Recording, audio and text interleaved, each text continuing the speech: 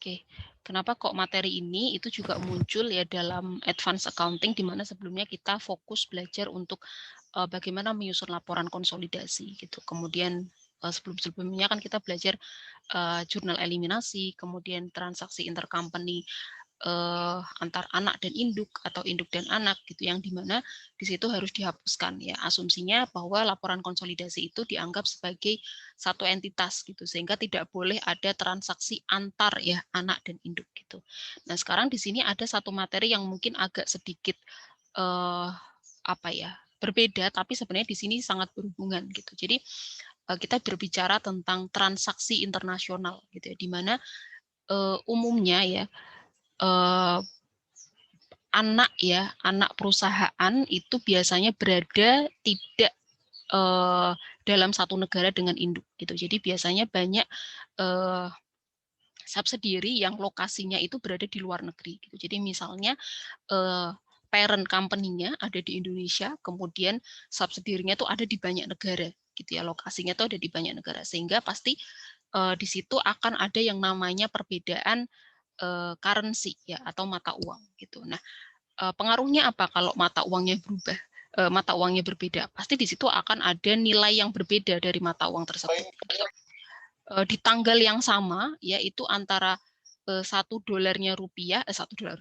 rupiahnya Indonesia dengan $1 US, itu pasti nilainya berbeda. Apalagi kalau misalkan di situ sudah ada perbedaan waktu, ya pasti di situ ada fluktuasi ya.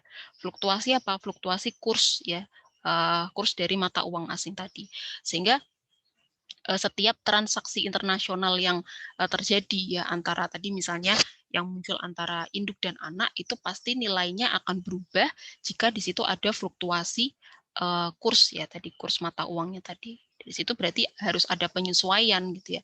Penyesuaian kira-kira berapa sih nilai yang bisa diakui atau berapa nilai yang bisa dicatat, dan mau dicatatnya itu pada mata uang yang mana gitu. Apakah misalnya pada rupiah atau pada US dollar gitu kan, atau sebaliknya gitu. Jadi kita akan berbicara secara khusus untuk akuntansi mata uang asing ya atau falas, tapi itu sebenarnya akan ada pengaruhnya terhadap tadi ya penyusunan laporan konsolidasi gitu. Kalau di sini lebih ke net income-nya ya, profit and loss. Jadi nanti kalau misalkan di situ ada selisih ya, selisih kurs, kalau itu menguntungkan akan jadi profit, kalau enggak jadi loss gitu ya. Tapi nanti kita lihat seperti apa profit and loss-nya itu penghitungannya seperti apa. Oke, kemudian di sini ada kata-kata hedging dan risk ya. Risk itu kan berarti resiko foreign exchange ya, perubahan kurs mata uang asing.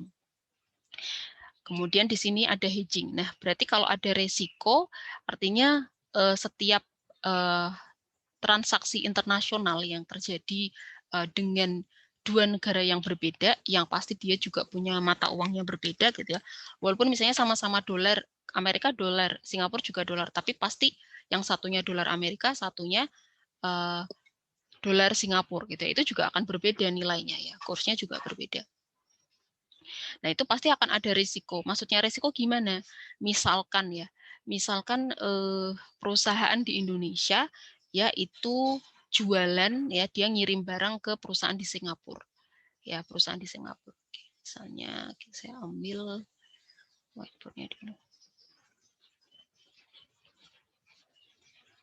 Misalkan ya ini ada perusahaan di Indonesia ya, ini Indonesia. Oke, kemudian dia mengirimkan barang ya, sell itu ke perusahaan di Singapura ya. Oke. Misalkan ya piutangnya itu misalkan nilainya ada misalnya 1 juta. Ya, nilainya 1 juta, ini account receivable-nya. Nah, kemudian pada saat tanggal transaksinya, misalnya tanggal transaksinya adalah 1 Desember, ya ini 2021. Ya, transaksinya dia akan berjanji akan ngirim barangnya, dia akan menjual, nilainya adalah 1 juta ke perusahaan di Singapura. Oke, berarti asumsinya berarti dia akan mendapatkan piutang sebesar sekian, gitu kan? Cuman karena ada perbedaan kurs, ya, perbedaan kurs misalnya pada tanggal 1 Desember 2001 tuh kursnya itu misalnya adalah anggap kursnya adalah 10 gitu ya. 10 US Singapura, dolar Singapura. Nah, kemudian kalau misalkan dari pihak Singapura ini ya dia meminta barangnya itu dikirimkan 3 bulan ke depan, ya 3 months forward. Ya, jadi dia minta barangnya itu dikirimkannya 3 bulan ke depan dan akan dibayar ya sesaat setelah barangnya dikirimkan. Artinya pembayarannya ya, paymentnya ya, atau istilahnya nanti kita pakai kata settlement, penyelesaian, itu juga akan dibayar 3 bulan mendatang gitu ya setelah barangnya dikirim ke Singapura. Nah, kalau pada tanggal 1 Desember 2021 itu kursnya adalah 10, 3 bulan ke depan ya ini 2021 anggaplah misalnya Januari, Februari, Desember ya, Januari, Maret ya, Maret misalnya tanggal 1 Maret ya 2022. Oke, maka pasti akan ada yang namanya fluktuasi kurs gitu ya. Kursnya pasti akan berubah, nggak mungkin nilainya akan tetap di 10 gitu ya. Nah, apakah nilainya itu kursnya bertambah di atas 10 atau lebih kecil di atas 10 kan kita nggak tahu, kita nggak bisa memprediksi. Dan maka ketika di situ ada ketidakpastian ya, berarti di situ ada muncul yang namanya resiko. Ya, asumsikan misalnya harusnya kita dapat piutang misalnya 1 juta ya nilainya. Dengan kursnya pada tanggal segitu adalah 10. Ya, kalau misalnya di masa depan ya 3 bulan ke depan itu ya kursnya bisa misalnya yang muncul adalah kursnya 8. Ya, ini 3 bulan ke depan ya. Berarti asumsinya kita bisa piutang yang akan kita dapatkan ya di 3 bulan ke depan itu nilainya akan lebih kecil daripada ini ya 1 juta ini, di mana saat itu kursnya adalah 10. Tapi bisa juga nih, misalnya di masa depan 3 bulan ke depan kursnya malah jadi misalnya 12. Ya, berarti di situ akan ada keuntungan yang kita ambil karena piutang kita semakin besar gitu. Dia bayarnya ya. Jadi si Singapura ini akan bayar pada kurs 12. Kalau kebetulan misalnya pada tanggal 1 Maret itu kurs yang muncul adalah 12. Maka kita dapat untung. Tapi kalau kebetulan ya kursnya yang terjadi itu adalah 8 pada tanggal 1 Maret, maka kita akan mendapatkan atau ya tadi menerima pembayaran piutang yang lebih kecil daripada tanggal kontrak transaksinya. Gitu. Nah, berarti kan di situ ada ketidakpastian ya. Apakah 8, apakah 12 kan kita nggak tahu. Sehingga di situ muncul yang namanya resiko.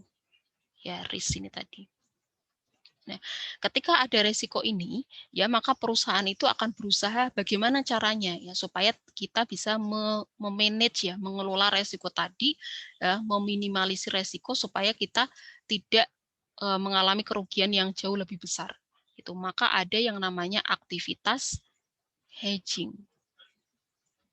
Ya, hedging ini artinya adalah lindung nilai ya. Yang dilindungi itu apa ya tadi ya adanya kemungkinan kerugian dari fluktuasi perubahan falas tadi, valuta asing tadi atau mata uang asing tadi, foreign exchange gitu ya, foreign currency.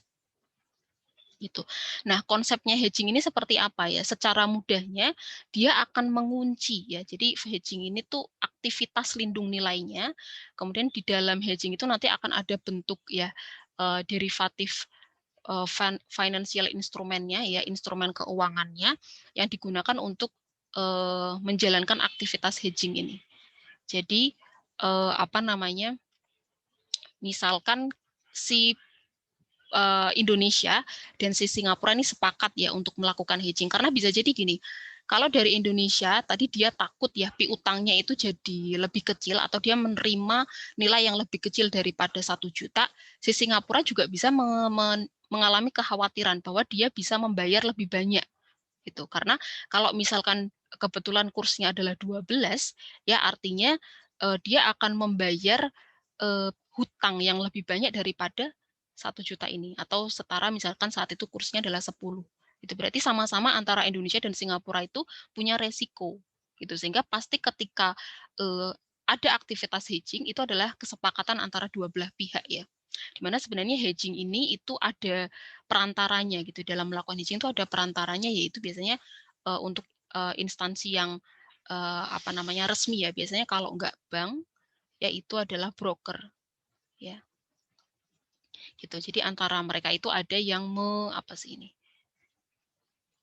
menengahi ya, itu. Jadi nanti penengahnya itu perantaranya itu kalau nggak bank bisa bentuknya broker gitu. Jadi hedging ini dia akan konsepnya adalah akan mengunci ya satu kurs tertentu ya yang disepakati antara Indonesia dengan Singapura, di mana mereka pada tanggal tertentu yang sudah disepakati di masa depan ya mereka akan membayar pada kurs tersebut apapun yang terjadi ya. Misal ya Indonesia dan Singapura itu sepakat untuk melakukan hedging ya, lindung nilai ya, dengan salah satu bentuk instrumen keuangannya, nanti kita bahas seperti apa.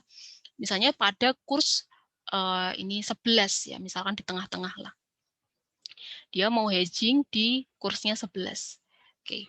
Kalau misalnya kursnya 11, sebentar ya.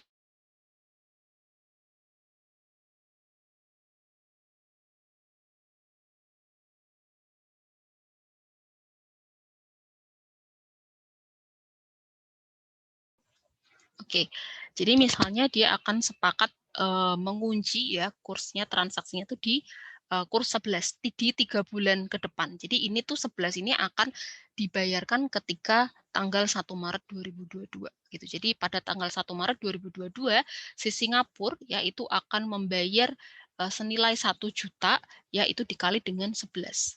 Apapun yang terjadi. Kalau misalkan dia kebetulan yang terjadi ya pada tanggal 1 Maret 2022 itu adalah ternyata kursnya 8, berarti dia untung ya karena dia masih berada di atas ini nilai 8 tadi kursnya. Tapi kalau misalkan kebetulan kurs yang terjadi adalah 12 ya pada tanggal 1 Maret 2022 ya berarti dia sebenarnya sedikit rugi gitu ya karena seharusnya kalau dia tidak melakukan hedging ya dia bisa mendapatkan piutang atau menerima pembayaran sebesar kursnya 12 dari si Singapura ya. Tapi kan kita nggak tahu apakah itu 12 atau misalnya 8. Nah, kalau kebetulan kita 8 ya, misalnya kursnya yang terjadi adalah 8 dan kita tidak melakukan hedging, otomatis resiko yang kita terima lebih besar gitu karena kita mendapatkan jauh di bawah tadi ya kurs 10 tadi. Gitu. Ini kalau dari 11 ke 12 kan selisihnya cuma 1. Mungkin ruginya nggak akan terlalu banyak dibandingkan dengan tadi ya 11 ke 8 atau dari 10 ke 8. Ya, ruginya kan jauh lebih besar gitu. Jadi intinya hedging itu adalah aktivitas untuk mengelola resiko ya, meminimalisir risiko supaya tidak tadi jauh lebih besar yang diakibatkan karena adanya fluktuasi mata uang asing. Itu ya konsep sederhananya seperti itu. Cuma nanti kita akan belajar bagaimana nanti kalau misalnya ada selisih profit dan loss itu diakuinya kemana. Kemudian instrumen hedgingnya itu apa saja. Gitu. Jadi inilah yang nanti akan kita pelajari. Jadi ada akuntansi untuk foreign currency-nya, kemudian ada resiko, kemudian ada kalau ada resiko terus gimana? Berarti ada hedging yang dilakukan. Gitu. Oke, jadi hedging itu artinya kita tetap ada resiko untuk rugi, ya misalnya tadi dari 11 ke 12 itu kan tetap ada resiko rugi, tapi kita meminimalisir ya, meminimalisir resiko yang lebih besar gitu ya, sampai belibet. Daripada kalau misalnya kita tidak melakukan hedging. Gitu ya, kalau kita kan nggak pernah tahu apakah yang terjadi itu 8 atau 12. Gitu ya. Oke, langsung saja kita kembali ke PPT-nya.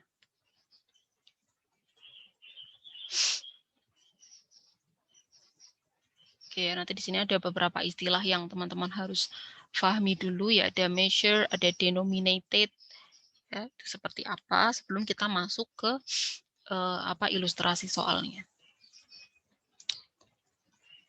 Oke, ini ya, foreign currency transaction, ya berarti transaksi dengan menggunakan mata uang asing ya. Ini contohnya pakai US karena ini kan slide-nya yang bikin ya.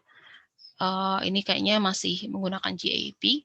Jadi many US companies ya engage in international activities such as ya jadi banyak perusahaan ya Amerika kita pakai contoh yang di sini aja itu melakukan banyak aktivitas internasional. Contohnya adalah aktivitas ekspor ya import kemudian mendirikan cabang ya di negara lain ya jadi cabangnya tuh di luar negeri itu kita punya cabang perusahaan di luar negeri Kemudian kita punya saham ya di perusahaan asing. Itu kan juga pasti nanti akan melibatkan yang namanya foreign currency, mata uang asing. Kemudian selanjutnya adalah recording and reporting problems with foreign currency transaction. Oke, jadi seperti yang sudah disinggung sebelumnya ya, bahwa ketika sebuah perusahaan itu melakukan transaksi internasional dengan perusahaan yang berada di negara yang berbeda, di mana pasti mata uangnya juga berbeda, itu pasti akan muncul yang namanya problems. Problemsnya apa ya? Tadi karena ada perbedaan mata uang gitu ya, kursnya berbeda, mata uangnya berbeda, sehingga nilainya pun juga berbeda gitu. Oke, sehingga ketika itu akan jadi masalah ketika tadi ya perusahaan itu akan membuat laporan keuangan ya, khususnya misalnya itu bentuknya adalah induk dan anak, kan kalau buat laporan konsolidasi pasti yang membuat kan parent-nya. Ya berarti nanti harus ada satu nilai mata uang ya yang di-convert ya, yang diubah ke mata uang lain gitu. Sesuai dengan kesepakatannya.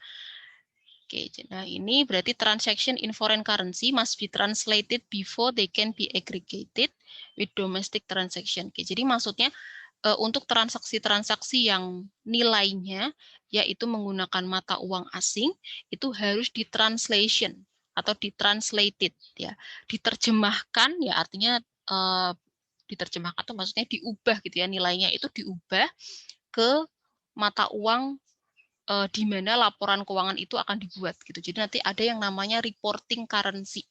Reporting currency itu ya berarti mata uang yang digunakan untuk menyusun laporan keuangannya itu. Gitu. Kalau misalnya bisa jadi apa namanya Indonesia ya, di Indonesia perusahaannya ada di Indonesia, tapi reporting currency-nya pakai dolar ya, berarti nanti mengubahnya adalah ke dolar. Bisa jadi gitu ya. Kemudian yang kedua adalah receivable or payable-nya denominated in foreign currency ya, are subject to gains and loss.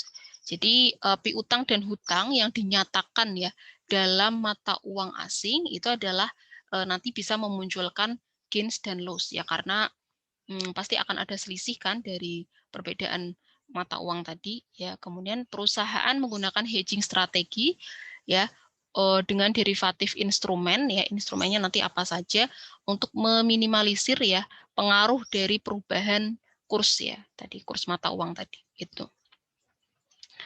Kemudian ya ini ada istilah translation ya, kalau translation itu tadi ya, jadi proses untuk mengekspresikan jumlah yang dinyatakan dalam mata uang asing ya ke dalam mata uang pelaporan entitas ya, dengan menggunakan kurs yang tepat gitu. Jadi akan ada kurs mata uang yang disepakati ya. Jadi itu adalah perubahan ya, perubahan dari mata uang asing ke mata uang pelaporan gitu, pada satu kurs tertentu yang disepakati gitu ya.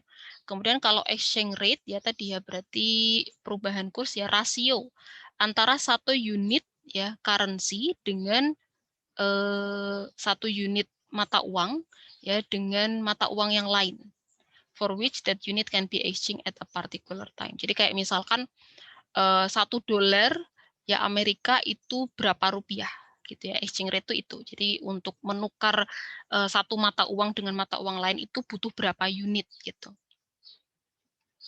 Nah, kemudian di sini ada dua tipe ya, bentuknya adalah direct exchange rate, satunya adalah indirect ya. Kalau direct itu bedanya di sini. Nih ya, units ya. Ya, of domestic currency ya, that can be converted into one unit of foreign currency. Jadi misalnya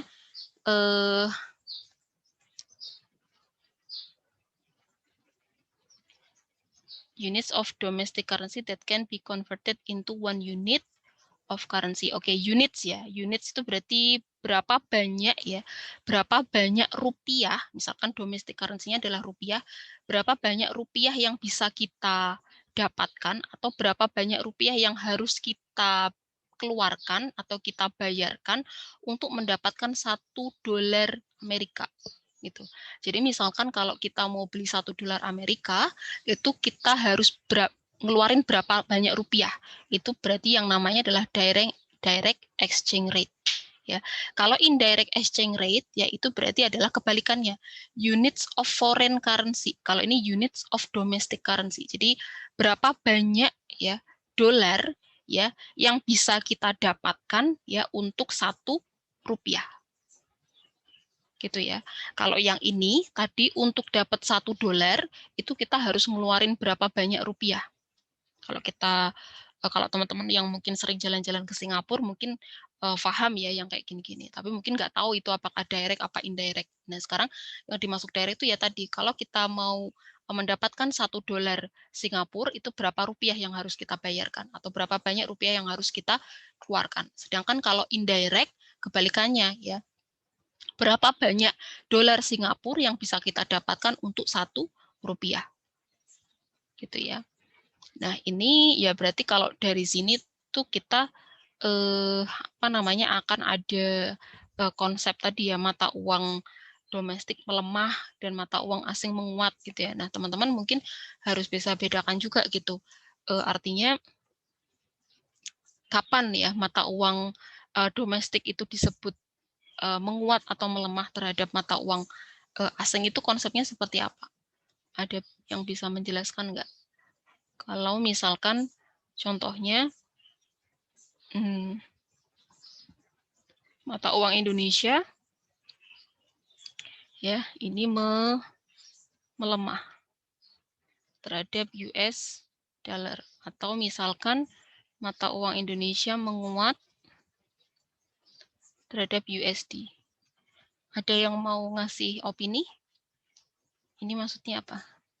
Ini masih berhubungan dengan ini sih.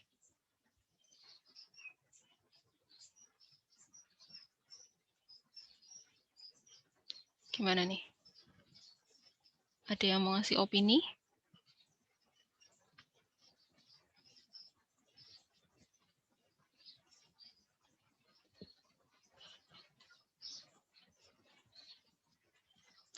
Arsy Arum hadir.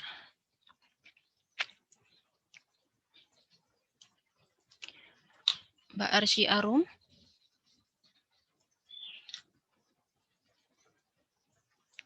Halo. Orangnya hadir nggak ya? Namanya ada.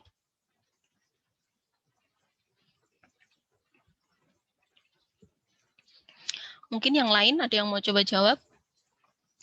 Mas Aji? Oh, Mungkin siapa tadi? Erik. Oke, silahkan. mungkin kalau menurut saya karena kayak pernah baca gitu katanya karena peningkatan itu pemetaan untuk memakai nilai mata uang rupiah gitu, jadi kan ada yang kayak gimana ya jasnya. Kalau misalnya ini yang melemah rupiah, melemah terhadap US itu berarti maksudnya gimana? Berarti maksudnya untuk minat menggunakan rupiah itu turun gitu. Gimana? Sorry, agak putus-putus. Minat penggunaan rupiah gitu menurun gitu. Oke, jadi artinya apa nih? Ini berarti kalau melemah ini kita kalau mau dapat US dollar itu rupiah yang kita keluarkan harus lebih banyak atau lebih sedikit? Lebih banyak, Bu. Lebih banyak. Oke. Yang menguat kebalikannya ya. Oke, betul. Jadi kalau misalnya mata uang domestik itu melemah terhadap mata uang asing, itu artinya ketika untuk mendapatkan 1 unit ya, 1 unit mata uang asing itu kita harus mengeluarkan lebih banyak unit mata uang domestik. Gitu.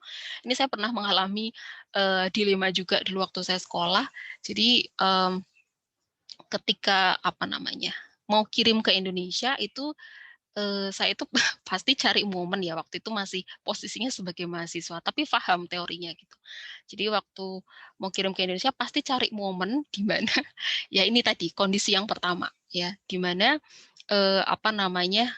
nilai kurs dolarnya saat itu adalah menguat dibandingkan dengan Indonesia, sehingga ketika saya kirim ke Indonesia itu yang nilai yang dikirim ya misalkan sama-sama yang dikirim adalah 10.000 dolar, maka ketika akan sampai itu nilainya akan berbeda ya, ketika posisinya adalah yang pertama ini nilainya akan dalam rupiah, ketika dijadikan dalam rupiah itu nilainya lebih banyak.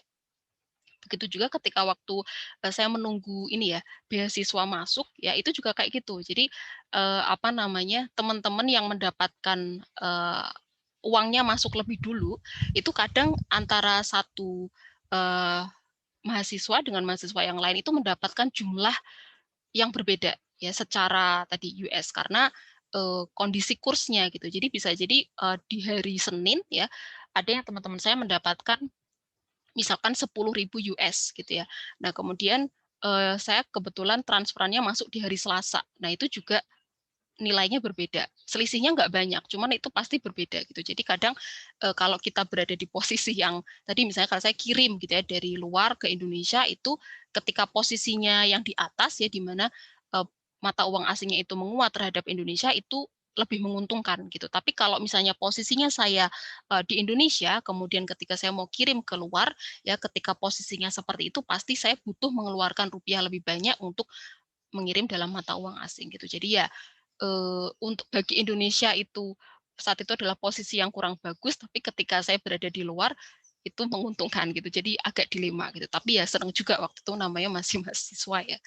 Oke, jadi intinya gitu, melemah dan menguat itu adalah berarti berapa banyak unit ya mata uang domestik dan mata uang asing yang perlu kita keluarkan untuk mendapatkan satu unit mata uang yang lain. Gitu. Oke, kemudian selanjutnya adalah istilah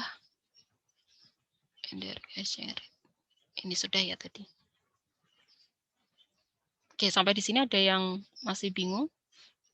Kalau yang udah biasa jalan-jalan ke Singapura, paham nih yang kayak gini-gini.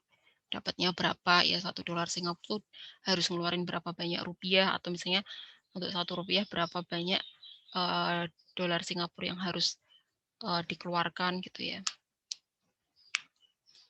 Oke, selanjutnya ada istilah spot rate, ya forward dan forward exchange contract. Oke, jadi kalau yang dua ini masih istilah untuk rate ya. Jadi kita ini istilah untuk rate term atau istilah untuk kurs ya. Sedangkan yang ini adalah bagian dari instrumen hedging yang tadi saya bilang. Jadi hedging itu adalah sebuah aktivitas lindung nilai ya tadi untuk melindungi resiko tadi, sedangkan dalam melakukan hedging ini ada instrumen yang digunakan ya, salah satunya adalah ini forward exchange contract. Nanti ada yang bentuknya juga option ya, option nanti kita bahas di slide paling terakhir. Tapi untuk pembahasan yang di chapter 12 ini chapter 12 ya kalau nggak salah, itu lebih banyak fokus ke forward exchange contract gitu. Nah, untuk dua istilah yang di atas ini ada spot rate dan forward rate ya. Jadi kalau spot rate itu adalah kurs saat ini gitu. Jadi ya kalau misalnya tadi transaksinya contohnya tanggal 1 ini ya, tanggal 1 Desember 2021 yang disebut spot rate itu yang mana? Yang ini 10. Ini spot rate ya. Ini jadi kurs saat ini. Ini spot rate. Nah, sedangkan yang disebut forward rate ya, forward rate itu ya berarti rate di masa depan ya, bisa 8, bisa 12. Ini. Atau 11, ini juga forward rate. Oke, maka kenapa tadi yang saya bilang ya, salah satu instrumen hedging-nya namanya adalah forward contract rate, yaitu karena kita menggunakan kurs di masa depan. Jadi forward exchange contract itu kita menggunakan forward rate ya, bukan pakai spot rate karena kita nanti bayarnya atau misalnya kita menerimanya itu adalah berdasarkan kurs di masa depan, future ya, forward ya, bukan yang sekarang. Oke, berarti ini adalah nih ya, rate at which currency can be exchanged today, atau kalau yang forward itu adalah rate at which currencies can be exchanged at some future date ya. Jadi untuk tanggal tertentu di masa depan, yang biasanya kalau dalam forward exchange contract itu sudah disepakati tanggalnya dan kursnya berapa gitu, forward rate-nya yang diinginkan itu berapa dan pada tanggal berapa itu akan dieksekusi gitu ya, itu sudah disepakati dalam kontraknya ini. Nah, jadi yang namanya forward exchange contract itu adalah kontrak ya to exchange currency ya of different countries ya, jadi untuk mengubah mata uang dari negara yang berbeda pada stipulated future date, ya, pada tanggal di masa depan yang sudah ditetapkan, dan pada specified rate, ya. Jadi pada kurs yang sudah ditetapkan juga, kurs tertentu yang sudah ditetapkan, di mana kursnya itu adalah menggunakan ini, ya, forward rate-nya tadi, ya, kurs di masa depan. Oke. Kemudian selanjutnya di sini ada istilah floating rates, ya. Floating rates itu adalah hubungan antara major currency is determined by supply and demand factor. Oke. Jadi floating rates itu apa ya? Tarif, ya, atau kurs yang faktor penentu utamanya itu lebih banyak ditentukan oleh tadi, ya, faktor supply and demand, ya. Kalau teman-teman belajar makroekonomi, ya, pasti akan teman-teman memahami tentang ini. Jadi suatu kurs itu bisa berubah, ya, di pasar, ya, itu tergantung dari adanya faktor permintaan dan penawaran, ya, supply and demand-nya. Jadi itu bisa sangat mempengaruhi. Nah, ketika tarif itu berubah, ya, karena disebabkan oleh faktor utamanya disebabkan oleh supply and demand, maka itu disebut dengan floating. Floating itu kan mengambang, ya. Dari situ juga akan meningkatkan resiko, yaitu companies doing business with the foreign company. Jadi kalau misalkan transaksinya tadi menggunakan floating rates, ya, gitu, maka resikonya itu juga akan lebih tinggi, ya, karena tadi, ya, dipengaruhi oleh supply dan demand. Oke. Nah, ini misalkan, ya, bentuk dari apa namanya, transaksi internasional, ya, misalkan pada tanggal transaksi, ya, itu nilainya itu adalah 100.000 yen. Ya, nilainya 100.000 yen. Kemudian pada tanggal transaksi, ya, ini, ya, pada tanggal transaksi ini tanggal transaksi misalkan tadi 1 Desember, ya, 2021, ya, itu dinyatakan dalam yen, ya. Kemudian pada saat itu adalah spot rate-nya ini, ya, direct rate-nya atau spot rate-nya adalah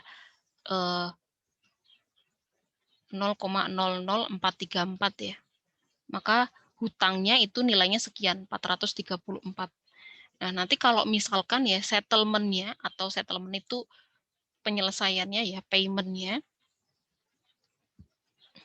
itu adalah misalnya 3 bulan ke depan, 1 Maret 2022, ya, ini berarti 3 bulan ke depan, 3 months forward.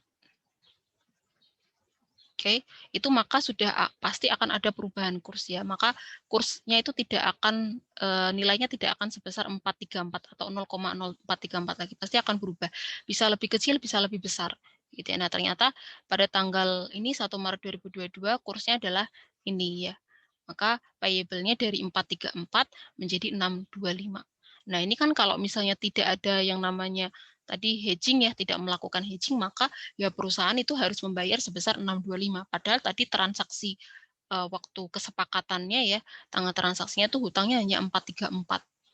Gitu, ya.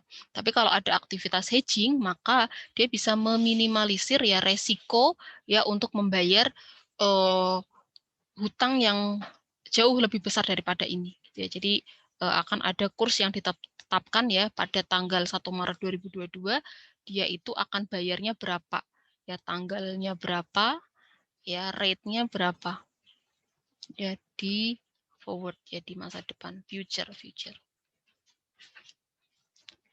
gitu. Oke, kemudian, nah, di sini ada istilah, ya, measured versus denominated. Kalau denominated tadi sudah disebutkan, ya, berarti maksudnya dinyatakan dalam mata uang apa, gitu. Sedangkan kalau measured ini nanti berhubungan dengan proses ketika akan membuat laporan keuangan. Gitu. Ketika mata uangnya itu berbeda, ya, maka harus ada remeasured, ya, atau pengukuran ulang, ya, untuk menyusun laporan keuangan, gitu.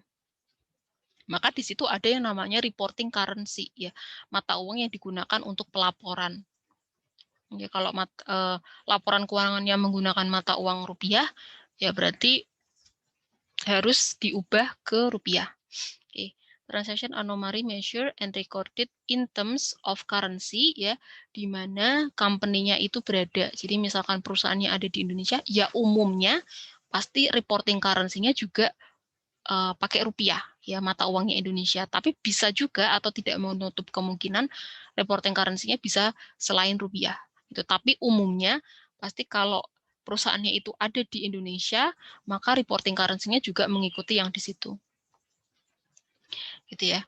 Nah, kemudian di sini transaction between US firm and foreign company, ya. Jadi kita pakai ilustrasi yang di sini aja, ya. Bisa sih kita pakai misalnya domestic company-nya itu adalah Indonesia, kemudian foreign-nya adalah Amerika. Cuman supaya teman-teman enak aja bacanya. Jadi domestic-nya itu adalah US, ya. Kemudian foreign-nya nanti berarti ya bisa Jepang, bisa Italia, gitu-gitu ya. Tapi itu kan berarti semuanya foreign gitu ya, karena tidak sama mata uangnya dengan perusahaan US.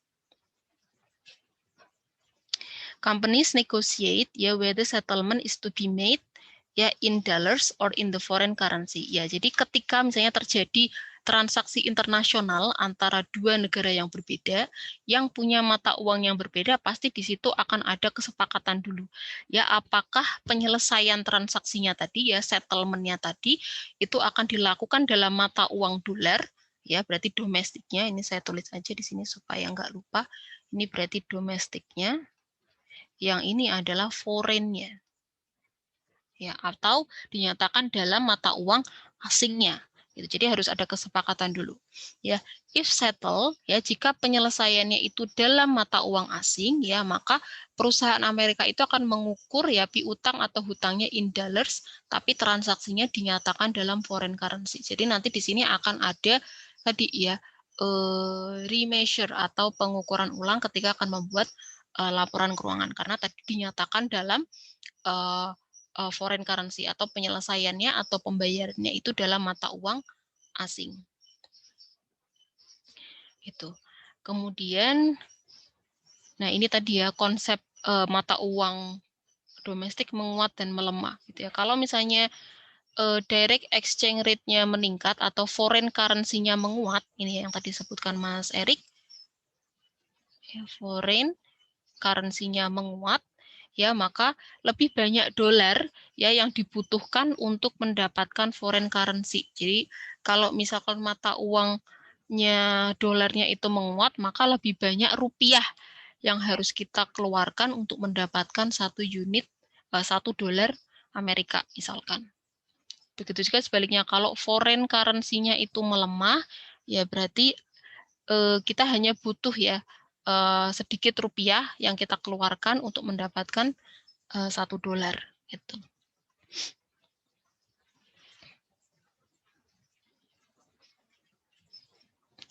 Oke. Kemudian nah di sini akan ada 3 momen yang secara umum nanti akan kita pakai dalam tadi mengerjakan ya ilustrasi-ilustrasinya. Jadi yang pertama adalah tanggal transaksi. Ya, tanggal transaksi itu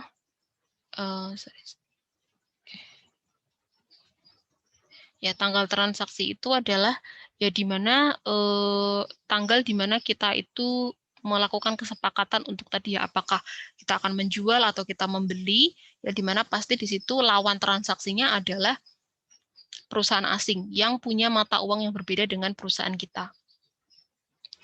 Gitu ya pada tanggal transaksi. Kalau tadi berarti misalnya 1 Desember ya, 1 Desember 2021 misalkan.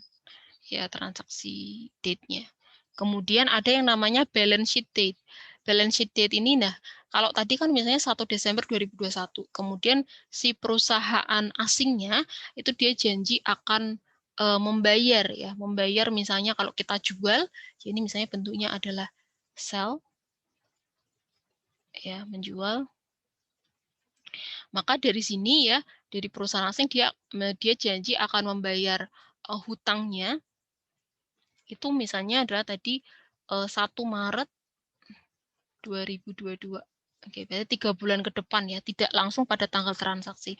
Berarti kan pembayarannya itu sudah melewati ya tadi ya tanggal neracanya. Tanggal neracanya kan berarti 31 Desember 2021. Oke, maka di sini ada 3 momen ya nanti yang akan kita buat jurnalnya, itu adalah pada tanggal transaksi, ya, tanggal neraca, dan tanggal penyelesaiannya atau settlement date-nya. Oke, jadi di settlement date ini perusahaan asing itu akan membayar atau menerima, ya. Kalau settlement itu lebih ke pembayaran sih, ya, payment. Jadi ini kalau berhubungan dengan apa ya, hutang ya berarti.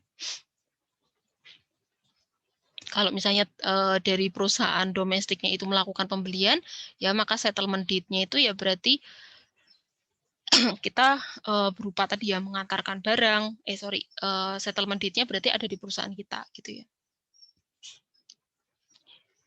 Oke, nah itu berarti cara menghitungnya secara umum ya tadi units of foreign currency-nya ya berarti berapa nilai transaksinya dikali dengan kursnya ya, kursnya.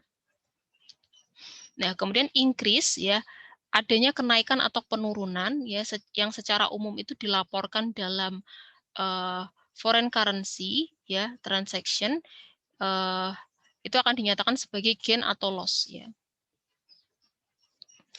Atau bisa juga nanti disebut dengan exchange gain or loss gitu. Dan nanti akan masuk ke dalam net income. Jadi kalau ada selisih ya, selisihnya bisa lebih besar, lebih kecil di atas atau di bawah, itu akan dinyatakan sebagai gain atau loss. Oke. Nah, sekarang di sini ada ilustrasi ya. Selama Desember ya of the current year ya Teletext System Incorporation ya itu sebuah perusahaan yang berada di Seattle itu di Amerika ya. Ya Washington itu melakukan transaksi berikut ya. Pada tanggal 10 Desember ya itu menjual ya komputer ke perusahaan yang berada di Kolombia. Oke, jadi ini domestiknya ya. Domestic company-nya berarti adalah US ya. Itu berarti US dollar ya mata uangnya.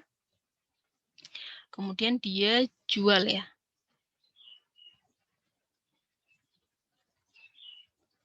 Ke mana nih Kolombia.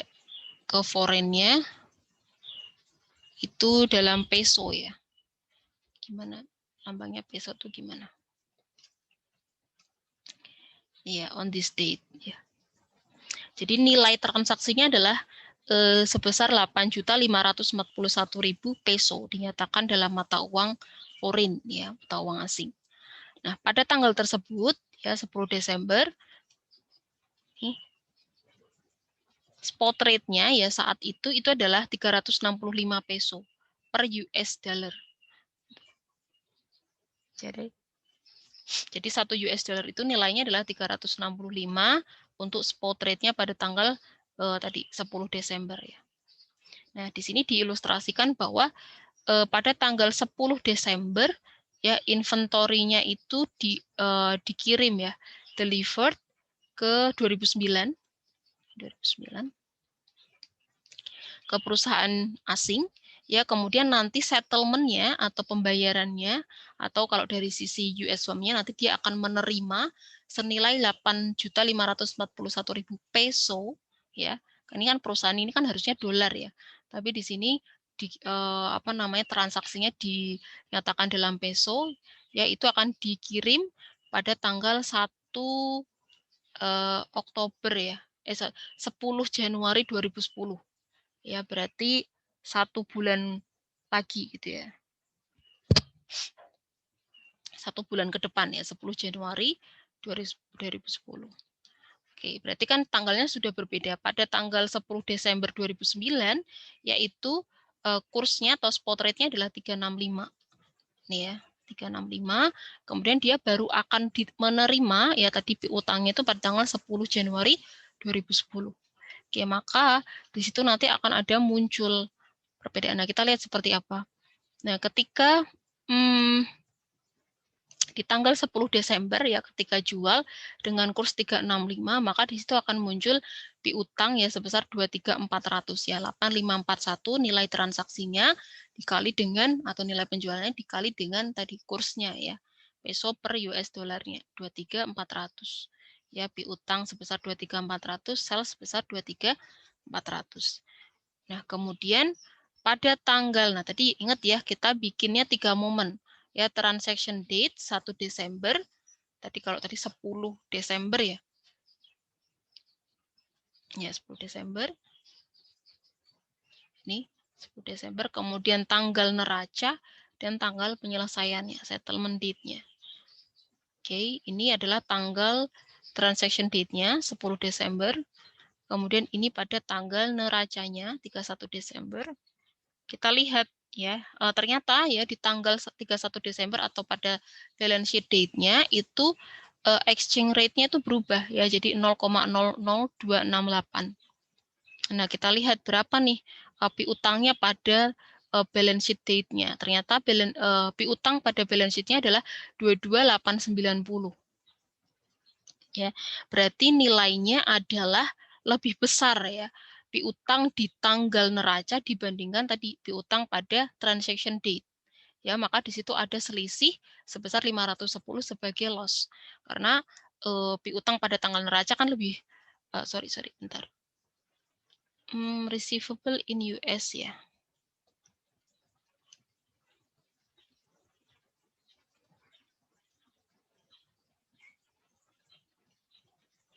$22,890, balance in receivable-nya tadi 23,400 ya. Oh iya benar. Oke, jadi kan dia lebih kecil ya nilainya di balance sheet daripada tadi ya pada transaction date-nya. Maka di situ ada selisih sebesar 510 sebagai rugi karena piutangnya jadi lebih kecil ya pada balance sheet date-nya. Maka dicatat sebagai transaction loss dan piutangnya di kredit ya sebesar 510. Kemudian selanjutnya nah pada tanggal 10 Januari ya saat settlement ya pembayaran, ternyata pada saat pembayaran ya itu kursnya sudah berubah lagi. Kalau tadi dari 365 ya, ini ya 365 berubah menjadi 0,00268, berubah lagi menjadi 0,0320 pada saat pembayaran ya atau pelunasan. Nah, sehingga karena kita menerimanya ya, tadi transaksinya itu kesepakatannya adalah akan dibayar atau dari sisi US firm-nya berarti dia akan menerima pembayarannya itu pada tanggal 10 Januari 2022 misalkan 2010 ya tadi. 10 Januari 2010 ya 1 bulan ke depan, maka ya kita pasti akan menggunakan kurs pada tanggal tersebut, di mana kurs pada tanggal tersebut adalah 0,0320. Ya, maka cash yang diterima 8.541.000 dikali 0,0320 nilainya adalah 27.331. Di mana tadi di awal ya transaction date kita nilainya 23.400 ya. Kemudian di balance sheet date itu kita ada rugi ya, maka harus disesuaikan piutangnya ya. 23.400 dikurangi dengan rugi yang muncul di balance sheet date ya, kemudian selisihnya nanti muncul sebagai gain ya, karena kalau dibandingkan misalnya tadi di tanggal awal ya, di tanggal awal ini misalnya US firm itu mengirimkan barangnya kemudian langsung Colombia firm-nya itu bayar pada tanggal 10 Desember, itu pasti dia hanya akan menerima ini 23.400 ya, tapi karena tadi kontraknya adalah dibayarkan ya pada 10 Januari 2010, 1 bulan ke depan, ya ternyata di mana kursnya saat itu adalah jauh lebih tinggi ya, maka dia mendapatkan gain ya, dan piutang yang diterima atau cash yang diterima adalah 27.331. Gitu. Nah, kemudian kalau ini aktivitasnya adalah pembelian ya, purchase. Ya sama kurang lebih. Jadi lawan transaksinya adalah perusahaan Taiwan.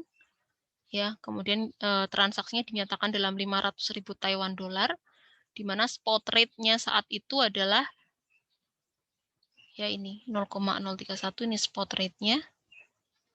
Kemudian transaksinya itu karena dia beli, ya ini beli, ya maka pengirimannya itu dikirimkan pada tanggal 12 Desember 2009 Sedangkan nanti dia akan bayar itu pada tanggal 10 Januari 2010. Ya, sama juga ya di bulan berikutnya ya.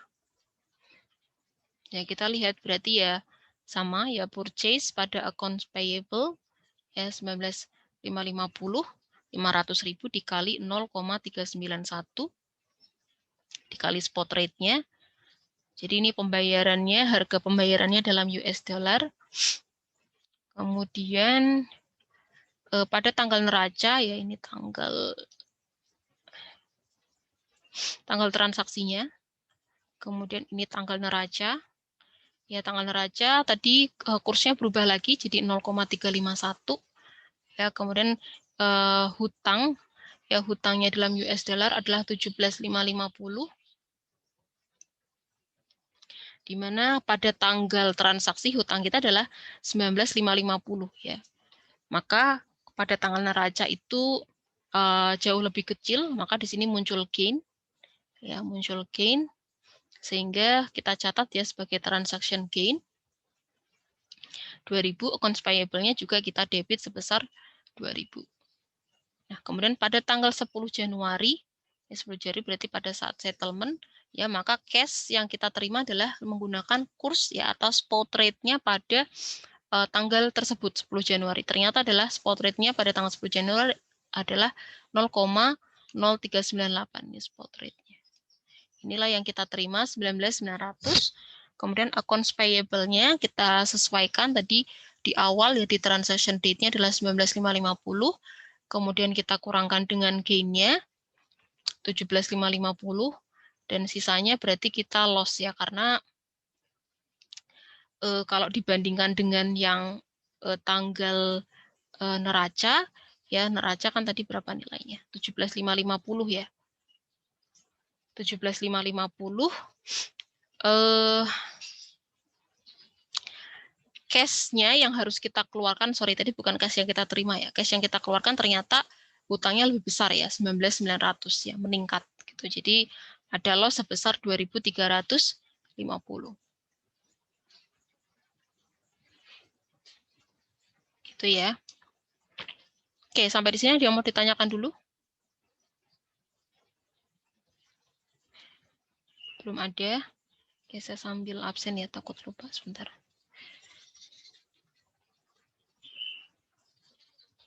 Oke.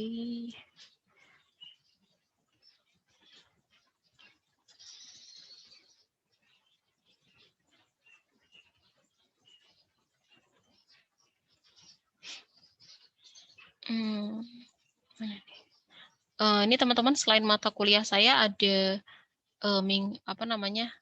mata kuliah lain yang harus mengganti nggak? Walaupun jadwal penggantinya belum keluar, kira-kira ada yang mengganti juga nggak? Selain mata kuliah AKL. Belum ada kabar, Bu. Enggak, kalau kalian kan maksudnya, dosennya belum menghubungi ya? Iya, Bu. Oke. Oke. Share lagi. Oke, selanjutnya. Nah ini, jadi ya foreign currency transaction gains dan loss-nya itu akan masuk ke net income. Nah ini sampai sejauh ini ya di slide ini, nanti untuk semua gain dan loss-nya itu akan masuk ke net income. Nanti ada nih, kalau misalkan kita pakai forward-nya ya sebentar.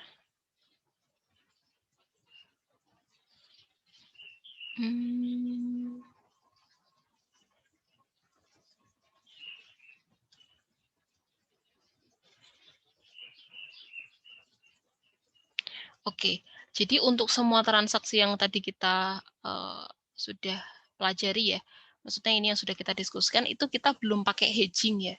Kita belum pakai aktivitas hedging. Artinya, kalau misalkan dia tadi ya kesepakatannya dia ngirim barangnya tanggal di tahun 2009 ya, Desember 2009.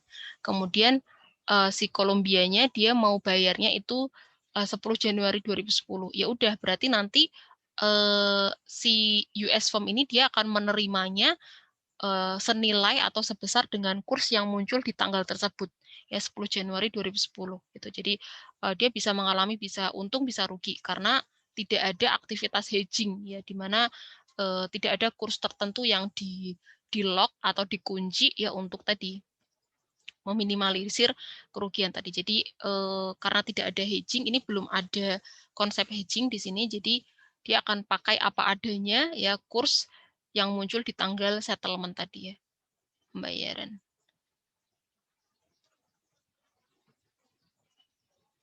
Ya, jadi dia di sini masih perusahaan US-nya itu masih menanggung resiko ya, menanggung resiko.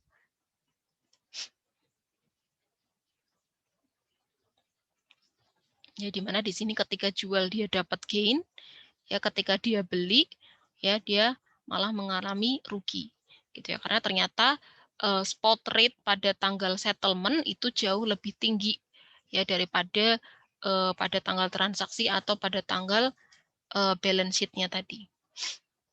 Oke, jadi ya mau nggak mau dia harus bayar segini gitu ya, karena tidak ada aktivitas hedging. Nah, kemudian gain dan loss-nya itu akan masuk ke net income. Nah, sekarang bagaimana kalau misalnya ada ya mereka sepakat untuk melakukan hedging untuk tadi ya perubahan ya fluktuasi kurs mata uang asing tadi, resikonya.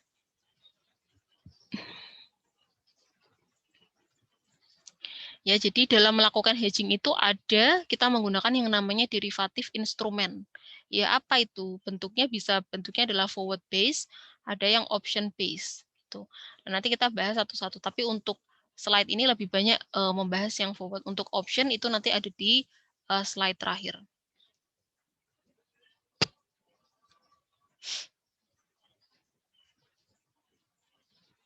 Oke ya. Derivatif instrumen itu adalah sebuah instrumen keuangan ya yang menyediakan untuk holder atau writer ya with the right ya dengan hak atau kewajiban untuk berpartisipasi in some or all of the price change of another ya underlying value of measure ya, but doesn't require the holder to own or deliver the underlying value of measure ya. Jadi intinya derivatif instrumen ini nanti digunakan ya untuk tadi melaksanakan hedging itu gitu. Jadi bentuknya bisa forward, bisa option. Ya kalau secara umum ya option ini dia punya kelebihan dibandingkan forward karena kalau dari forward itu tadi misalnya contohnya kita pakai yang ini ya. Ini ya. Ini tadi saya sebenarnya konsepnya lebih ke arah forward ya. Jadi ada satu nilai tertentu ya, satu kurs tertentu yang disepakati. Jadi misalnya dia sepakat akan di forward kontraknya itu ya, di kontrak forwardnya itu dia sepakat kurs yang akan digunakan itu misalnya ini ya 11. Jadi misalnya Indonesia itu menjual ya, maka dia akan menerima ya piutangnya pada kurs 11 ya, sedangkan Singapura itu akan membayar pada kursnya 11. Apapun yang terjadi, apakah itu kursnya jadi lebih kecil atau lebih besar pada tanggal settlement-nya. Itu dia harus menepati kontrak ini. Ini kontraknya ya, misalkan. Gitu.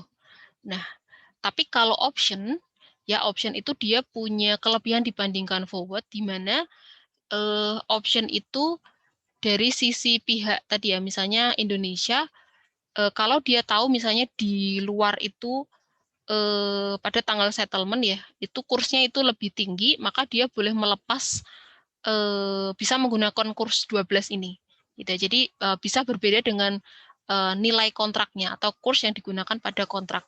Itu. Tapi karena dia tidak sesuai dengan kontrak, pasti ada cost yang harus dikeluarkan untuk melakukan opsi tadi. Gitu. Jadi kita punya kelebihan ya kalau pada dalam option itu kita punya kelebihan untuk menjual atau melepaskan tadi nilainya itu di luar kurs yang sudah disepakati dalam kontrak, tapi harus ada cost yang dibayarkan ya untuk mendapatkan opsi tadi. Intinya gitu. Nanti kita lihat seperti apa. Tapi kalau forward itu dia harus sesuai dengan kontrak ya. Mau ternyata pada tanggal tersebut kursnya bisa jadi lebih tinggi gitu ya. Dia harusnya kan bisa dapat piutang yang lebih besar gitu ya. Tapi karena sudah penandatangan kontraknya adalah 11, maka ya dia mau nggak mau harus di 11. Gitu. Kemudian nih ya, derivatives yaitu are recognized, diakui ya dalam balance sheet pada fair value-nya. Ya, resulting in a payable position ya untuk satu pihak dan sebagai receivable di posisi yang lain gitu. Jadi harus saling offset gitu ya. Jadi kalau misalnya nanti kita juga melihatnya gini. Oh, ini kan satunya hutang, satunya piutang. Berarti kan di sini ada yang dilindungi, ya, ada aktivitas yang dilindungi, ada yang melindungi.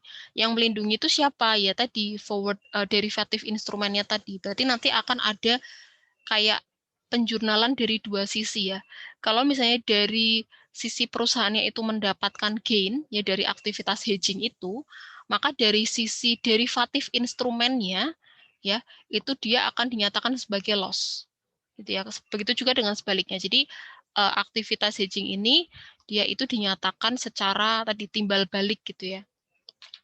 Kalau dari perusahaan tadi mendapatkan gain karena misalnya kursnya tadi lebih menguntungkan, ya maka dari sisi derivatif instrumennya ya atau misalnya kalau kebetulan pakai forward base ya, maka forward kontraknya itu akan dicatat sebagai loss. Itu jadi harus saling mengoffset. Kenapa? Ya karena ketika nanti saling mengoffset kan itu berarti menghapuskan ya. Berarti nanti itu akan menghapuskan tadi selisih yang muncul dari fluktuasi kurs tadi sehingga apa namanya akan kembali ke nilai ya yang disepakati dalam forward contract-nya gitu. Jadi tidak akan ada pengaruh dari fluktuasinya tadi ketika sudah mengunci pada kurs tertentu. Oke, nah sekarang kita lihat di sini ilustrasinya seperti apa. Jadi forward exchange contract atau forward contract itu adalah sebuah kesepakatan ya dalam exchange currency ya pada dua negara yang berbeda ya. Jadi agreement-nya itu adalah untuk menetapkan ya mata uang ya, pertukaran mata uang itu pada kurs tertentu ya, di mana di situ adalah yang digunakan pasti adalah forward rate bukan spot rate-nya. Ini ya. Dan pada tanggal tertentu di masa depan gitu. Jadi pasti tanggal dan rate-nya itu sudah disebutkan dalam kontraknya ini. Ketika misalnya kedua belah pihak setuju ya untuk mengexercise ya atau menggunakan ya instrumen derivatif instrumen ini ya dalam aktivitas hedging. Nah, seperti yang saya bilang tadi, biasanya kalau aktivitas hedging itu dia akan ada pihak ketiganya ya, bisa berbentuk bank, bisa berbentuk broker ya atau dealernya gitu. Nanti biasanya istilahnya adalah exchange dealer. Oke, nah misalnya gini, spot rate-nya pada tanggal transaksinya adalah 0,168.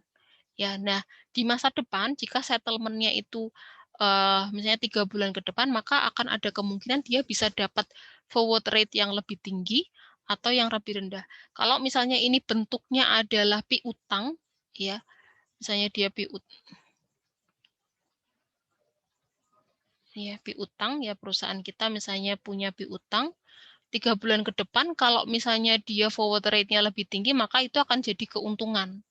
Ya, tapi kalau bentuknya hutang, ya yang lebih menguntungkan adalah ketika forward rate-nya adalah lebih kecil.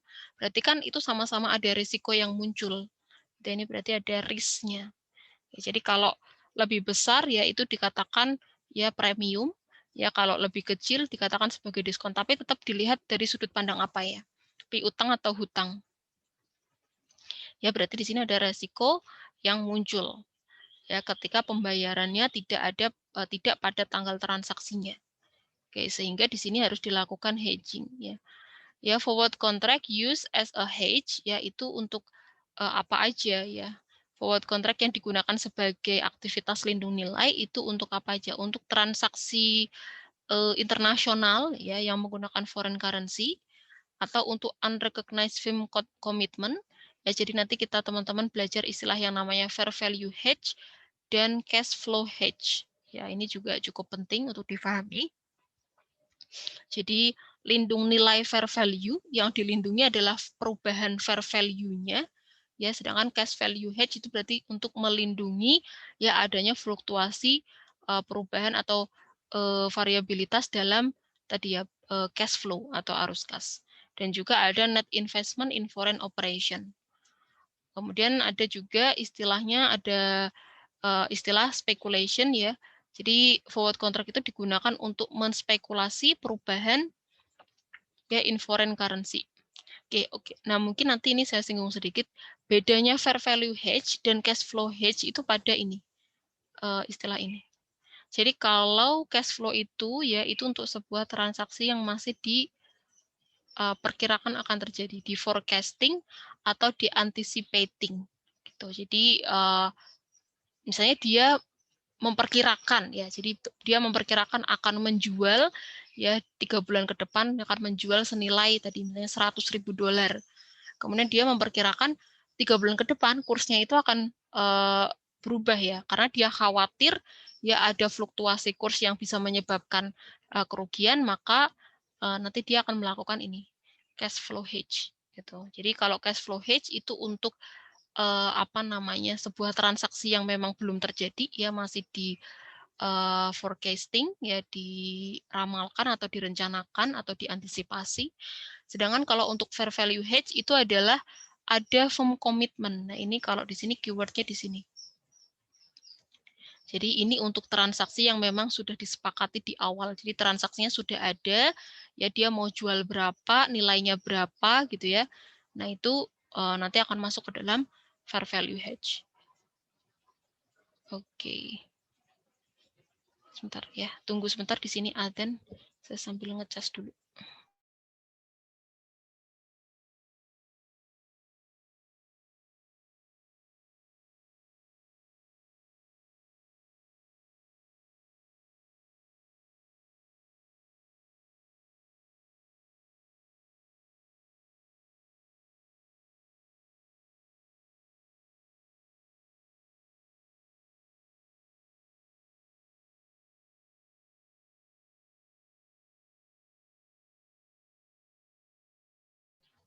Ya, tunggu sebentar ya, di sini masih azan.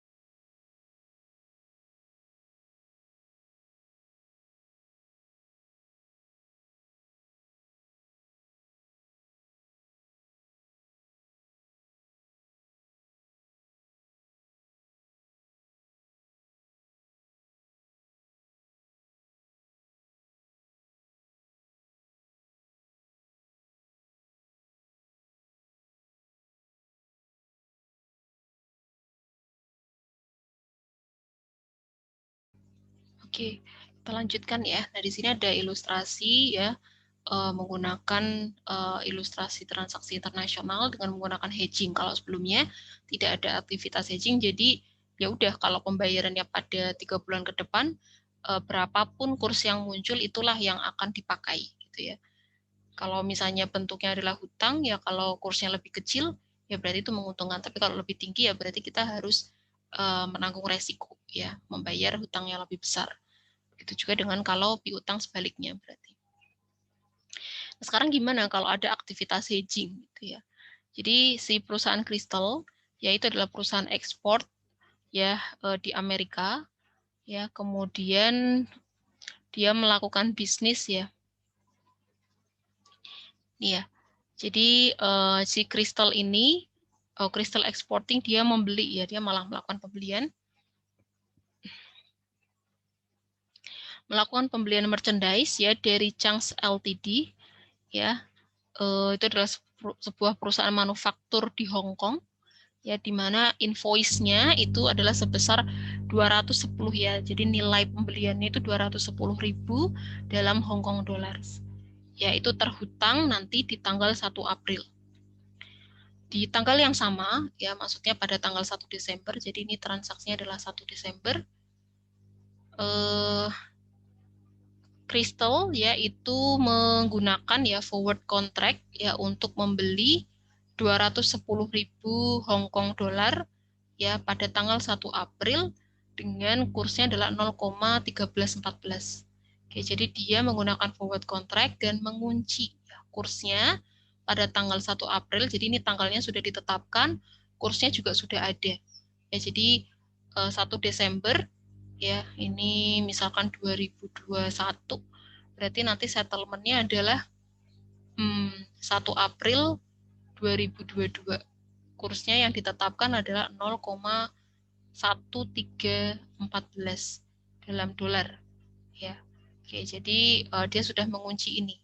Ya, berarti apapun yang terjadi ya pada tanggal 1 April 2022, mau kursnya lebih kecil atau lebih besar daripada ini, ya maka pembayarannya karena ini aktivitasnya adalah purchase, ya dia akan membayar ya hutangnya itu sebesar kurs 0,1314. Oke, nah di tengah-tengah ini berarti ada balance sheet date-nya ya. Ini ada balance sheet date-nya. Sheet date. Ini transaction date, ini balance sheet date ya 31 Desember. Ini settlement date-nya. Ya. Karena kita ingat ya, kita ada 3 momen yang harus kita perhitungkan. Oke, nah di sini ada tambahan informasi ya terkait spot rate dan forward rate selama periode tadi. Ya, transaction date-nya itu spot rate-nya 0,1265 ya, kemudian pada tanggal 1 April ya. Nanti ini yang disepakati karena tadi juga kesepakatannya kan pada tanggal 1 April ya, bahwa dia akan menggunakan kontraknya menggunakan forward kontraknya adalah dengan kurs 0,1314. Kemudian harusnya ini cukup di sini sih. Maksudnya tanggal 1 Desember ya, pada tanggal neraca ini ya, berarti ini adalah transaction date-nya. Ini ada balance sheet date-nya. Yang ini adalah settlement date-nya. Ya, tanggal pembayaran. Gimana pada kurs yang kita kunci itu adalah di sini. Kemudian 1 April kan settlement. Ya, kurs yang terjadi atau spot rate yang terjadi pada tanggal 1 April adalah ini. Ya. Nah, kalau kita lihat kan sebenarnya kalau kita posisinya adalah membeli, ya berarti membeli, purchase, berarti si Crystal ini ya dia akan punya hutang, ya dia harus bayar utang ya, non-payable. Berarti ini kan kalau dilihat ini kursnya lebih gede ya, berarti harusnya kita mendapatkan keuntungan. Tapi kita lihat nanti seperti apakah betul gitu ya. Karena kalau tidak ada hedging, ya dia tidak ngunci di sini, maka mau nggak mau dia harus bayar account payable-nya itu pada kurs ini 0,1430. Oke. Nah di sini ya prepare Juna Antivote. Jadi ini pada tanggal 1 Desember ya kita catat ya untuk pembeliannya ya 26565 ya pada account payable, di mana didapatkan dari 210.000 ini nilai pembeliannya dikali dengan kurs spot rate-nya pada tanggal 1 Desember. Ya sebesar 26565. Ini ya. Ini 1265. Oke, selanjutnya, nah yang tadi saya bilang ya, berarti ketika kita akan membuat jurnal itu, maka tadi ada jurnal dari dua sisi ya, dari perusahaan ya, atau dari sisi yang dilindungi ya nilainya, dan sisi yang melindungi, berarti dari instrumen derivatifnya ya, forward contract-nya. Itu jadi yang di sini kita lihat dari FC ini adalah foreign currency ya, foreign currency receivable ya from exchange dealer ya, di mana pada tanggal 1 Desember tadi disepakati ya kalau misalkan kita akan mengunci pada kurs 0,1314, maka hutang yang nanti harusnya kita bayar ya dalam US dollar itu adalah sebesar 27594. Gitu. Jadi foreign currency receivable-nya itu di debit ya, dan dolar payable ke exchange dealer-nya adalah di kredit. Jadi exchange dealer ini tadi mewakili yang saya bilang bahwa di antara si Indonesia dan Singapura ya tadi ini itu biasanya ditengahi atau ya ada perantara, yaitu baik bisa bank atau bisa broker. Nah, kalau di sini kebetulan dia pakainya adalah istilahnya adalah exchange dealer gitu ya. Jadi ini ada foreign currency receivable ya dari exchange dealer, kita akan mendapatkan sekian ya 27594, karena kan kita kan transaksinya itu kita beli dalam 210.000 Hong Kong, itu kita beli kita mau bayar dalam US dollar. Ya, karena kita transaksinya lewat ke bank atau kalau dari sini ke exchange dealer ya, berarti nanti kita punya piutang dari exchange dealer sebesar sekian US dollar, dan kita juga ada hutang ke exchange dealer sebesar 27594 ya, karena tadi nilainya kan 210.000. Kemudian selanjutnya adalah pada tanggal neraca ya 31 Desember kita lihat nih ternyata hutangnya itu jadi 26439. Ya, berarti lebih kecil daripada yang payable ya, terhutang di tanggal 1 Desember. Ya, berarti di situ ada selisih 126 sebagai gain. Ya, ini kan tadi terhutang ya, hutang yang terhitung ya pada tanggal 1 Desember dengan spot rate-nya tadi adalah menggunakan ya 1265. Kemudian tanggal 31 Desember pakai yang 1259. Berarti dari 1265 ke 1259 kan berarti lebih kecil. Ya, maka hutangnya jadi lebih kecil. Di situ berarti ada gain sebesar 126. Ya, maka kita catat di kredit ya. Gain sebesar 126. Ya, account payable-nya juga berkurang sebesar 126. Nah, kemudian kita lihat dari sisi tadi instrumen derivatifnya. Ya, lagi. Jadi kalau di situ gain bagi perusahaan atau kalau dari sisi nilai yang dilindungi, maka dari item yang melindungi ya atau instrumen derivatifnya itu akan menjadi loss. Ya, 126 gain ini keuntungan untuk company-nya, tapi dari sisi instrumen derivatifnya itu dia nyatakan sebagai loss. Ya. Ini ya sebesar 126. Karena loss ya berarti foreign currency receivable-nya itu juga kita kredit. Kemudian selanjutnya adalah ini pada tanggal 1 April ya, spot rate-nya. Spot rate-nya pada tanggal 1 April, kita lihat itu kan nilainya adalah 1430 ya, berarti hutang yang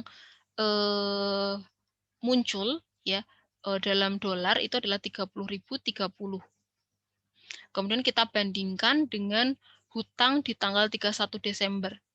Ya, maka di sini ada selisih sebesar 2.562 yaitu sebagai loss. Ini kalau dari sisi perusahaannya.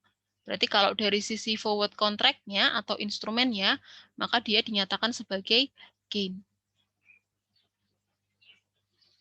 Oke, kemudian selanjutnya, nah ini pada tanggal settlement, ya pembayaran.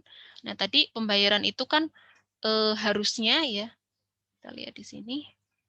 Ini kan kalau tidak melakukan hedging, maka dia pembayarannya akan ada di kurs 14.30. Ya tadi senilai 30.000 berapa tadi ya? 30.030.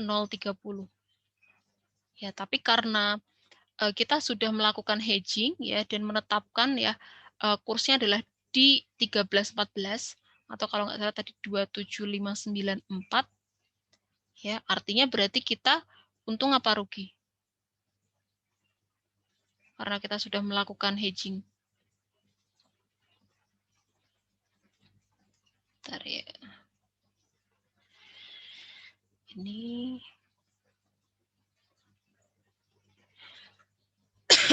ya. Berarti untung ya kita.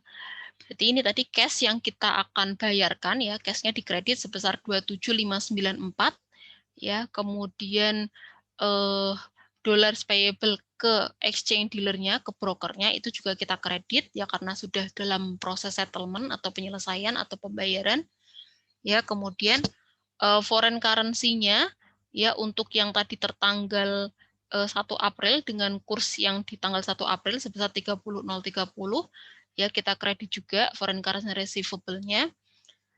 Kemudian investment ya, investment in foreign currency kita debit sebesar 30.030. Ini sebesar tadi ya, spot rate-nya pada tanggal 1 April. Ini berarti adalah kurs untuk mencatat pembayaran to dealer dan penerimaan ya, ini digabung ya. Jadi pembayaran ke dealernya dan penerimaan 210.000 Hong Kong dollar. Kemudian jurnal yang kedua adalah untuk mencatat pembayaran ya untuk 210.000 Hong Kong dollar dari sisi perusahaannya ya.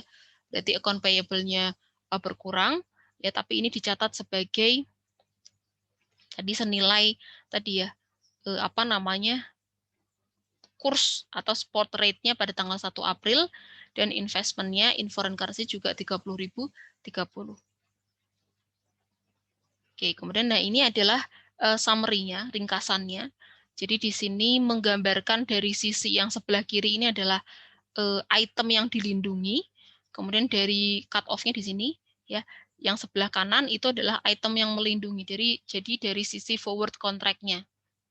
Itu. Jadi ini ada tanggal transaksinya, tanggal neraca sama tanggal settlement. Ya, di mana kalau tadi saya bilang berarti yang hedge itemnya itu dia mengalami untung, ya maka dari hedge instrumennya atau hedging derivatifnya itu dia akan mengalami rugi. Ya, jadi kalau di sini untung 126, maka dari sisi forward contract-nya itu akan dinyatakan sebagai rugi. Jadi harus saling offset. Kenapa? Karena supaya tadi ya menghilangkan pengaruh tadi fluktuasi sehingga nilainya akan kembali ke kurs yang dikunci tadi gitu ya dalam forward contract. Oke, kemudian selanjutnya di sini ini apa ya? Oh, ini sudah masuk ke fair value ya.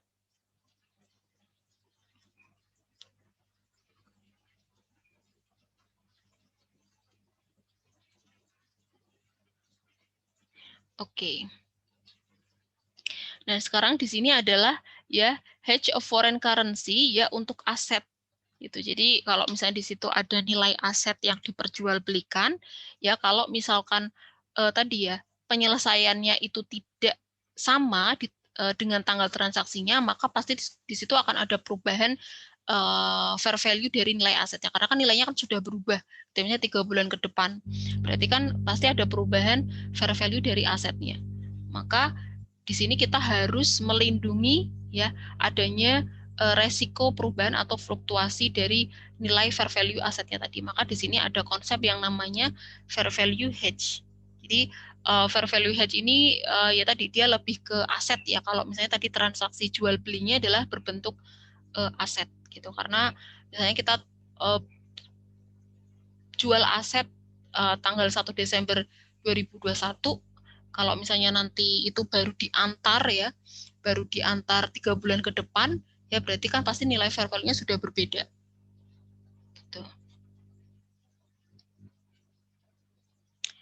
Ini ya, hedging jadi kalau fair value hedge itu adalah melindungi unrecognized foreign currency commitment. Jadi seperti yang tadi di awal slide ya, kalau untuk fair value hedge itu keywordnya adalah di kata komitmen. Jadi dalam konsep fair value hedge itu ada yang namanya firm commitment. Komitmen. Ya, artinya di sini ada kesepakatan ya sebelum tanggal transaksi. Ya, misalnya kalau tadi tanggal transaksinya adalah 1 Desember 2021, berarti sebelum tanggal itu sudah ada kesepakatan ya antara Indonesia dan Singapura misalnya tadi untuk menentukan ya kursnya itu berapa dan di tanggal berapa itu transaksinya akan diselesaikan. Gitu. Jadi di situ ada yang namanya firm commitment dan di situ sudah ada transaksi yang muncul yang memang sudah dilakukan. Ya, sedangkan bedanya dengan cash flow hedge, ya nanti ini sandingannya atau bandingannya dengan cash flow hedge. Itu adalah di sini adalah untuk transaksi yang masih di forecasting, diperkirakan ya atau anticipating, anticipating. Ya, jadi dia belum terjadi, masih ini ya, diperkirakan akan terjadi. Dan nanti bedanya juga adalah kalau untuk yang fair value hedge, yaitu kalau misalnya ada nilai fair and loss, profit and loss, ya gain and loss, itu gain, ini loss, dia akan masuk ke income statement. Ya, sedangkan kalau yang ini, ya nanti dia kalau ada profit dan loss, ya dia akan masuknya adalah ke ini, ke OG, ya, other comprehensive income. Jadi dia tidak akan masuk ke income statement, tapi dia akan masuk ke other comprehensive income. Bedanya di situ. Nah, di sini ya, sebuah perusahaan Amerika pada tanggal ya sebelum ya tanggal transaksi ya di awal sebelum tanggal transaksi itu membuat sebuah kesepakatan ya dengan foreign company ya untuk membeli atau menjual barang pada harga yang sudah ditetapkan dalam foreign currency, dalam mata uang asing. Ya, perubahan ya pada kurs ya antara komitmen ya tanggal komitmen dengan tanggal transaksinya itu akan terlihat pada cost ya atau muncul ya pada cost atau harga jual asetnya. Oke, kemudian ya perusahaan Amerika itu bisa menggunakan forward contract ya untuk melindungi komitmen tersebut. Jadi ketika di awal sudah ada kesepakatan ya bahwa dia mau jual sekian gitu. Kemudian mereka nih khawatir bahwa di masa depan itu akan ada fluktuasi kurs gitu. Jadi bisa jadi penjualnya takut mendapatkan piutang atau menerima piutang yang lebih kecil, atau misalnya pembelinya dia akan membayar hutangnya lebih besar gitu, sehingga dalam konsep fair value hedge ini bisa menggunakan tadi forward contract ya untuk melindungi tadi komitmennya di awal tadi. Oke, kemudian di sini langsung masuk ke ilustrasi. Jadi pada tanggal 1 Desember 2008 ya perusahaan Amerika itu menandatangani kontrak untuk menjual ya sell di 2008 dengan nilainya adalah 10.000 peso ya dengan perusahaan di Meksiko. Kemudian perusahaan itu ya akan mengirimkan barangnya ya dan akan menerima pembayarannya itu pada tanggal 1 Maret 2009. Jadi dari US ya dia kontrak ke Meksiko, yaitu kontraknya adalah 1 Desember 2008. Kemudian nanti dia akan nganter barangnya ya, delivernya sama nerima pembayarannya itu pada tanggal 1 Maret 2009. Ya, jadi dia artinya kan berarti belum ada transaksi yang muncul ya, baik dia mengantarkan maupun menerima kan belum ada. US-nya juga belum nganter, Meksikonya juga belum bayar. Itu karena baru nanti ini akan dieksekusi pengantaran dan pembayarannya itu pada tanggal 1 Maret 2009. Sehingga pada tanggal awal transaksi ya 1 Desember 2008 itu harusnya tidak ada jurnal entry yang dibuat. Nah, kalau ini adalah yang dibuat dari sisi forward contract-nya ya, instrumen derivatifnya. Oke, kalau dari sisi perusahaannya tidak ada jurnal yang dibuat karena yaitu tadi pengantaran dan penerimaan uangnya itu baru akan dilakukan pada tanggal 1 Maret 2009. Ini berarti sekitar 3 bulan ke depan. Nah, kemudian ya, pada tanggal 1 Desember 2008 ya, perusahaan itu juga sepakat ya akan menggunakan ya hedging dengan bentuk forward contract ya dengan menjual 10.000 peso untuk 9,48 US dollar pada tanggal 1 Maret 2009, sehingga di sini nanti nilai piutang ya yang akan diterima US itu adalah pada kurs 9,48. Sedangkan untuk hutang yang dibayarkan oleh Meksiko itu juga pada kurs 9,48. Karena tadi ada yang namanya tadi ya, forward contract tadi. Oke, nah di sini disajikan ya spot rate dan forward rate-nya untuk tanggal transaksi, tanggal neraca, dan tanggal settlement-nya. Kemudian ada tambahan informasi bahwa pada tanggal 1 Maret, equipment-nya terjual sebesar 10.000 peso dan cost-nya adalah 40.000. Oke, kemudian langsung ya untuk jurnalnya berarti seperti yang tadi saya sebutkan, karena belum ada transaksi yang terjadi ya baik dari US maupun Meksiko, maka dari sisi perusahaan itu tidak ada jurnal, no entry. Nah, tapi ini kita buatkan dalam dari sisi tadi ya untuk aktivitas hedging-nya tadi. Jadi ini receivable ya from exchange dealer-nya 94.800, ini yang akan kita terima karena tadi kita menukar ya nilai pembelian penjualan ya 10.000 peso dengan 9,48 dolar. Ya, kita lewatnya adalah lewat exchange dealer perantaranya. Kemudian yang kita kredit adalah foreign currency payable to exchange dealer sebesar 94.800.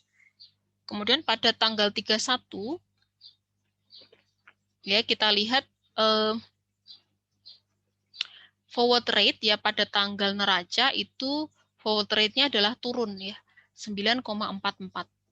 Ya, sehingga kalau dari sisi perusahaan ya dari sisi perusahaan itu dia akan mengalami loss ya karena tadi kan harusnya dia dapat piutangnya kan 94.800 ya.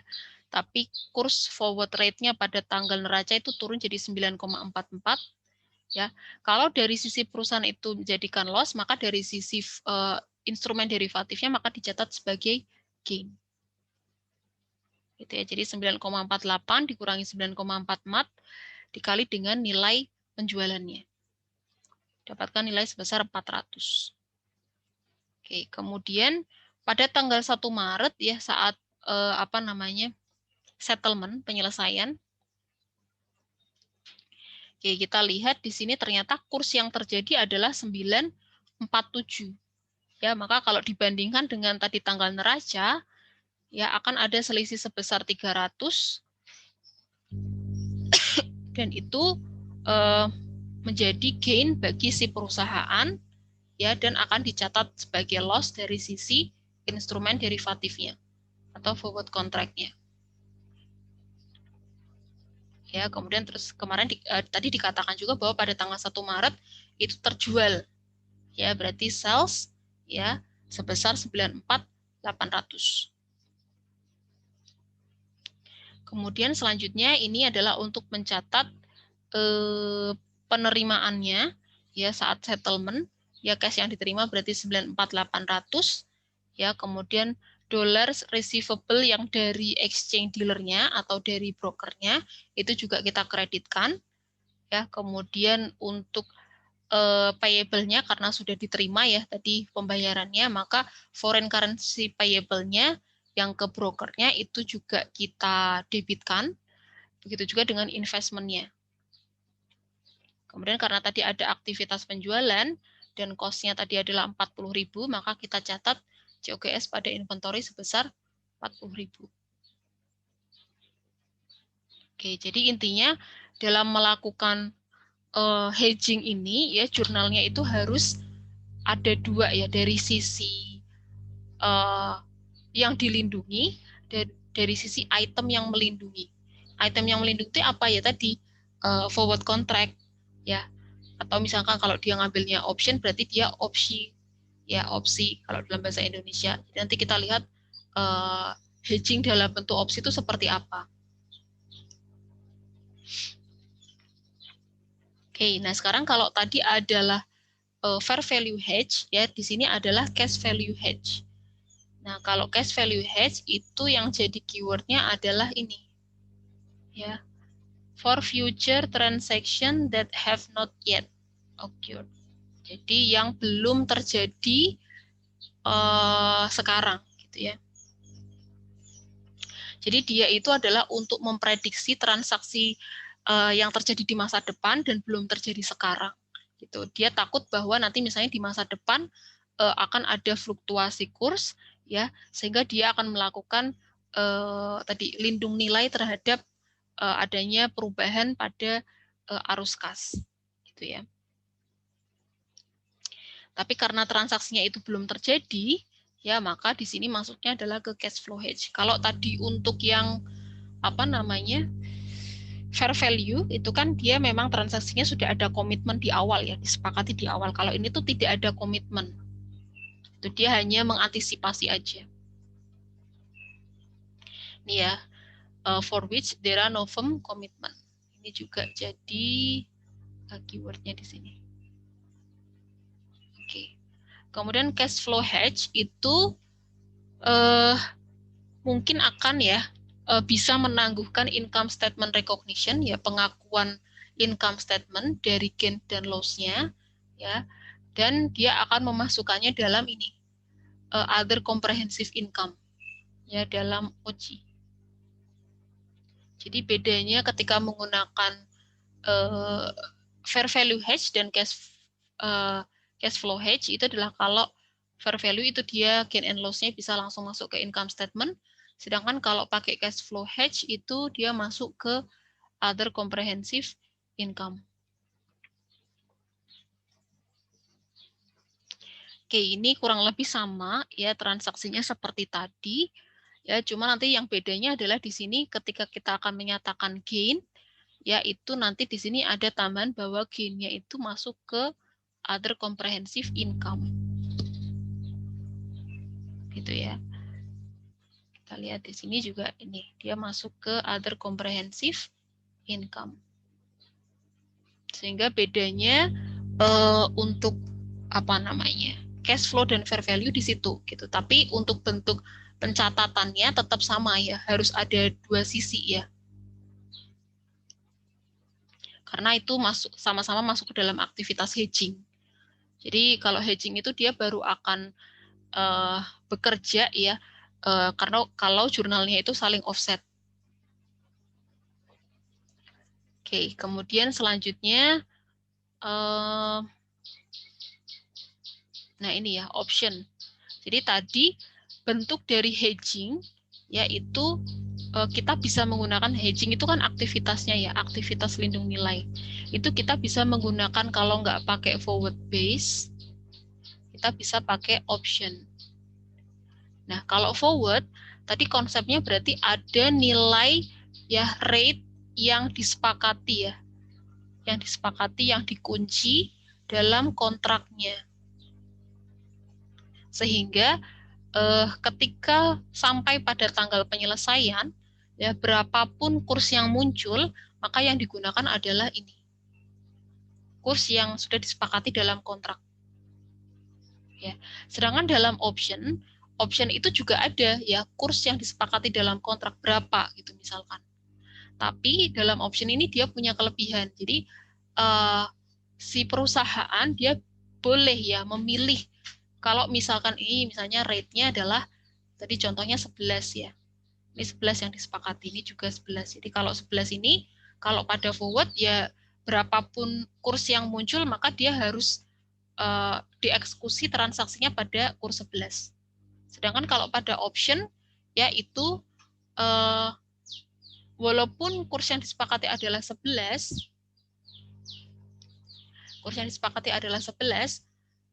mana ini?